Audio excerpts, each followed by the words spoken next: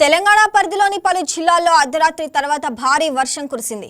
ఉరుములు మెరుపులతో వాన దంచుకొట్టింది. కామారెడ్డి, సిరిసిల్ల, సంగారెడ్డి, వికారాబాద్, రంగారెడ్డి, మెదక్ ప్రాంతాల్లో భారీ వాన కురిసింది.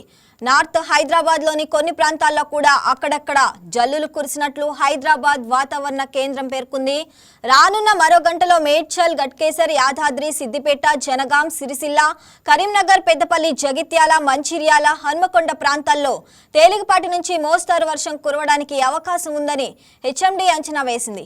పలు జిల్లాలకు అధికారులు ఆరెంజ్ అలర్ట్ జారీ చేశారు. ఉప్పల్, లింగంపల్లి, కాప్రా, నాగోల్, వనస్థలిపురం, హైదరాబాద్ ఎయిర్పోర్టు ప్రాంతాల్లో వాన కురిసే అవకాశం ఉందని తెలిపింది.